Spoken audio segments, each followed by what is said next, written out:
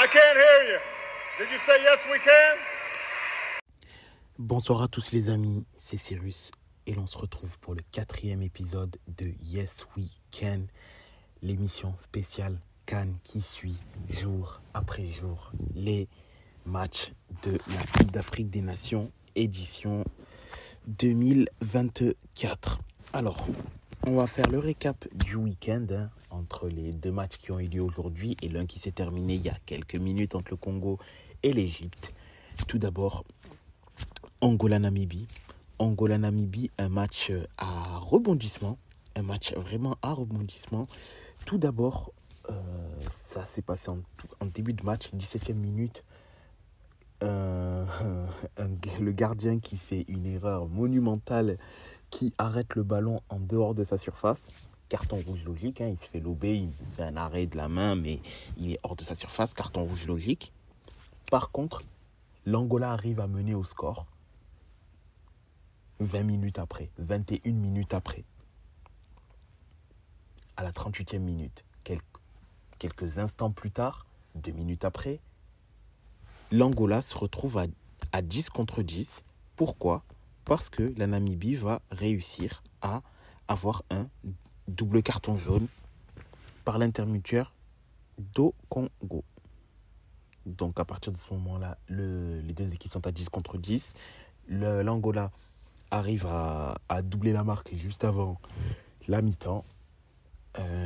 C'était avant la mi-temps.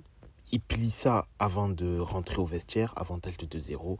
Puis sur une magnifique contre-attaque, Mabouloulou va placer une merveille d'enroulé en contre-attaque qui va faire but. Et ça sera le 3e but de ce match.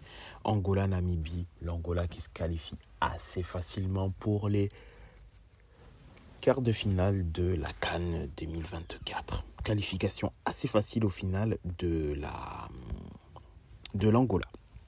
2e match et un choc quand même entre deux équipes sur le papier qui sont deux équipes très très fortes et qui sont vouées du moins à jouer les premiers rôles. Nigeria-Cameroun. Alors, ce fut un match très, très intéressant mais très décevant. Je vais m'expliquer.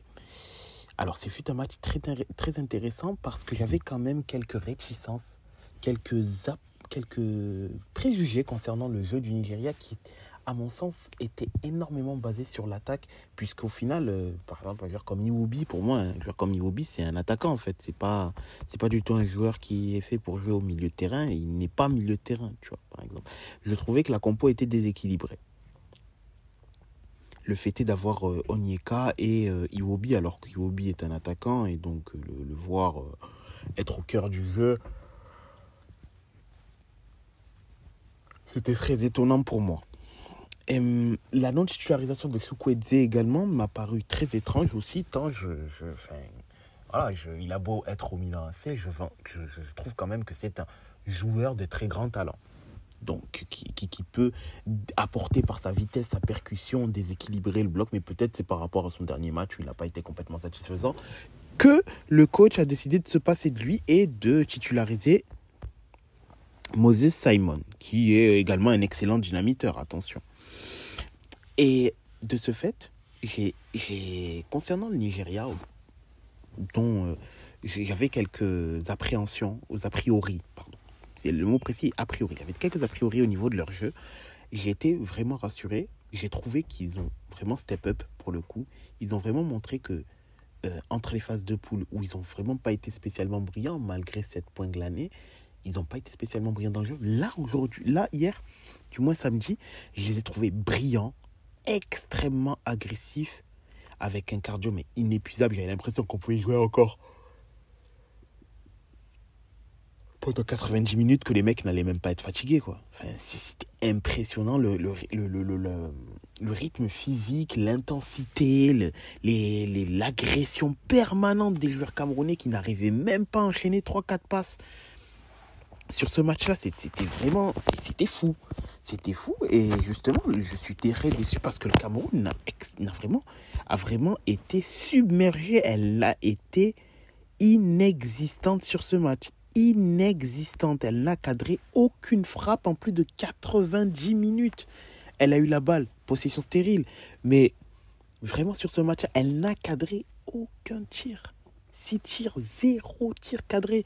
Vraiment, le plan de jeu du Nigeria s'est déroulé à la perfection. À la perfection, ils ont agressé le Cameroun. Ils les ont complètement empêchés de pouvoir essayer de développer quoi que ce soit. Ils ont annihilé le semblant de plan de jeu du Cameroun. Annihilé. Et même l'entrée d'Aboubacar n'a rien pu faire. Le Nigeria s'est qualifié en bonne et due forme. D'ailleurs, les 2 buts du Nigeria, mine de rien, que ce soit le premier but où c'est une erreur terrible d'inattention que tu ne dois jamais avoir à ce stade de la compétition, ou sur une erreur au niveau de la passe. Enfin, le défenseur du moins du Cameroun est passif, alors que Osimhen, plusieurs fois, on le voyait déjà en première mi-temps être très agressif à la récupération de balles, d'être le premier harceleur, le premier à vouloir récupérer les ballons le plus haut possible. Sur une énième tentative, là, il a réussi et il a parfaitement donné à Lookman qui marque, bon, avec de la chance puisque ça passe juste en dessous du gardien, mais c'est sur le principe. Mais le défenseur camerounais est complètement responsable. Et à ce niveau de jeu, et à ce niveau-là, tu ne peux pas faire ce genre d'erreur-là. Vraiment, tu ne peux pas faire ce genre d'erreur-là. C'est vraiment terrible. C'est vraiment terrible de faire ce type d'erreur là, à ce niveau de compétition. Enfin, on peut pas faire ça. On peut pas faire ça. Vraiment. Vraiment, on peut pas faire ça. Tout comme le deuxième but de Lookman, qui est au final anecdotique, hein, puisqu'il le marque juste avant le temps additionnel de la deuxième mi-temps, où sur une très belle passe, hein, il est trouvé à l'intérieur et boum, il arrive à parfaitement la placer et marquer un deuxième but. Alors oui, effectivement, on pourra dire que Osimhen n'a pas été buteur sur ce match-là, mais sur le jeu, il a tellement pesé. Il a été récompensé par une passe décisive, mais il a tellement pesé, il a harangué ses coéquipiers, il a initié le pressing qui a fait que le Cameroun n'a vraiment pas existé sur ce match-là. Il a fait un vrai match de patron. Il a fait un véritable match de patron. Et c'est ce qu'on attend d'un grand joueur, capable de porter son équipe et faire en sorte qu'elle puisse aller le plus haut possible. C'est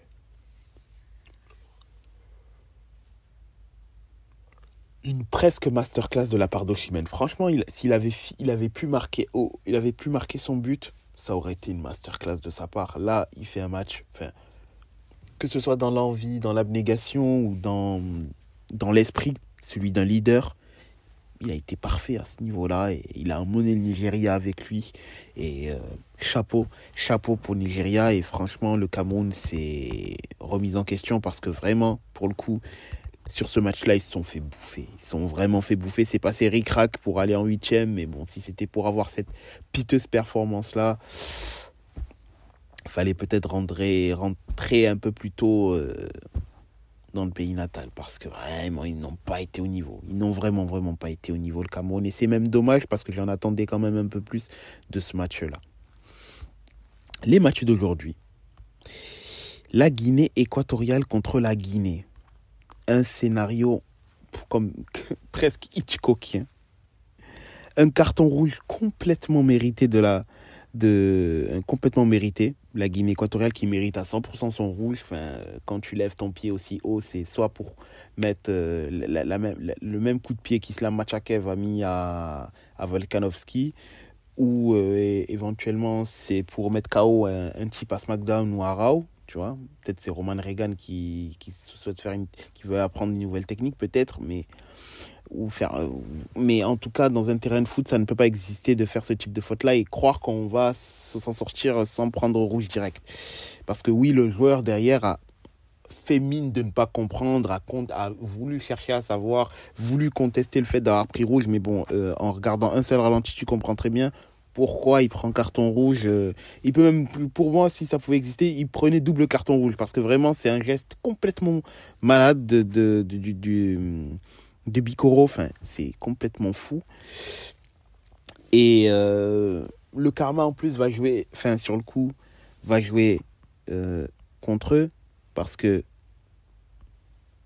Enfin, contre eux, je ne sais pas si c'est le bon terme, mais en tout cas, sur une action un peu anodine, un joueur de la Guinée équatoriale va se faire faucher dans la surface. Vraiment, va se faire faucher dans la surface.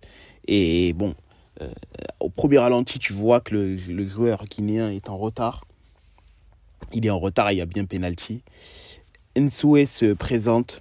Malheureusement, il mettra poteau. Donc, en plus d'avoir pris carton rouge, il rate un penalty. Et le comble du comble, c'est qu'ils prennent un but à la toute fin de match sur un centre. Alors d'autant plus que, personnellement, je trouvais que la Guinée ne centrait pas assez. Mais sur un énième centre, justement, Monsieur Mohamed Bayo, joueur du Havre, prêté par Lille du moins, a délivré son équipe d'une tête imparable et qualifie la Guinée en quart de finale de la CAN.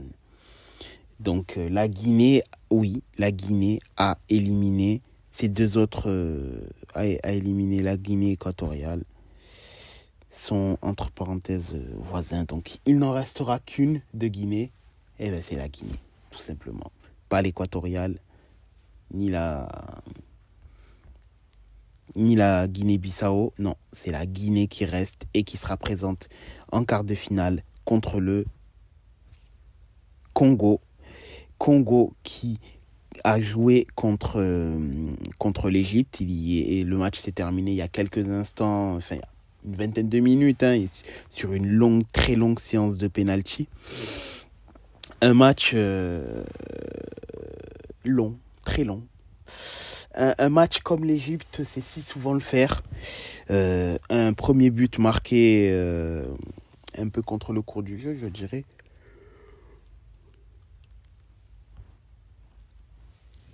Un petit peu contre le cours du jeu, je dirais. Une égalisation rapide suite à un penalty provoqué par le capitaine Hegazi. Mais un match qui a été assez long, assez pauvre en comment on indique, en action franche, assez pauvre en rythme. Au final, il y a eu quand même beaucoup de fautes, 41 fautes dans ce match-là, très peu d'arrêts puisque très peu de tirs cadrés, un tir cadré pour le Congo sur ce match-là, c'est le tir qui a fait but, 3 tirs cadrés de la part de l'Égypte. Enfin, l'Égypte a joué de manière à aller le plus loin possible, c'est-à-dire si possible au penalty. Elle a réussi son coup. Effectivement, il n'y a pas eu énormément de vraiment dans ce match-là, ce fut un match assez long, très tactique. Enfin, il n'y a pas eu énormément de choses. J'étais quand même, je vous mens pas que j'étais quand même un petit peu déçu de voir que mon chouchou, Fiston Mayele, n'est pas rentré en jeu. Mais, ma seconde interrogation a été pour l'instant mise de côté. Simon Banza est rentré. Et sur ça, je suis très très content. Parce que c'était quand même pour moi un mystère qu'un joueur faisant la saison de sa vie, qui est super pertinent à Braga, n'ait pas de temps de jeu. Et aussi peu de temps de jeu. C'est pour moi super étonnant. Donc j'ai été très content de le voir rentrer en jeu. Il a été très intéressant. Et je pense que il va falloir penser à éventuellement voir si il ne peut pas postuler à avoir plus de minutes. Parce qu'il a quand même été intéressant, Banza. Mais ce fut en soi un match extrêmement long, vraiment extrêmement long. Les pénaltys ont globalement été bien tirés. Le malheureux Moustapha Mohamed, celui qui a égalisé, il a mis le poteau.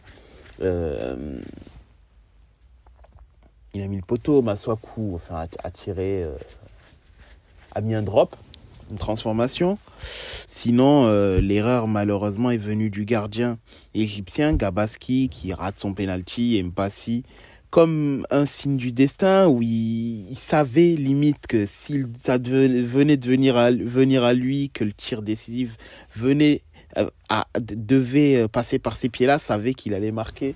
Mpassi qui souriait déjà avant de tirer. Et je pense que s'il avait raté, ça lui aurait porté très préjudice. Mais bon, là, il l'a mis. Et c'est le but de la victoire. Donc, tant mieux pour lui, tant mieux pour le Congo. Et cette qualification-là contre la Guinée. Ils joueront le quart de finale contre la Guinée. L'ultime Guinée. La rescapée. la dernière en lice. Et ils étaient 3. Il n'en reste plus qu'un.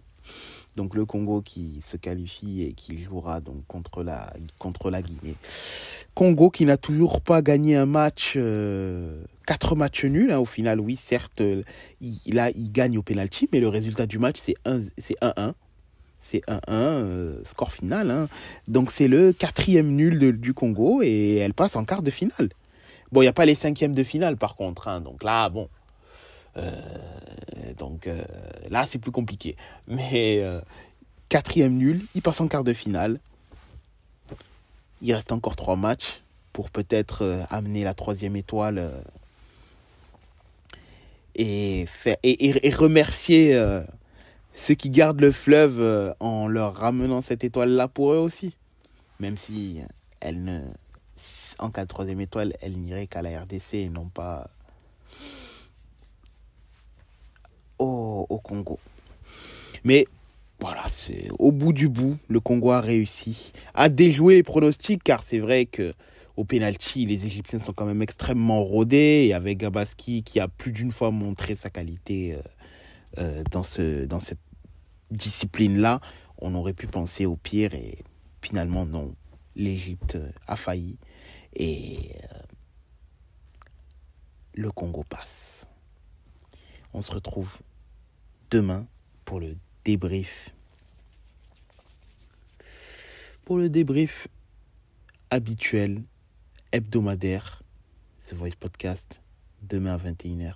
See you next time. Peace.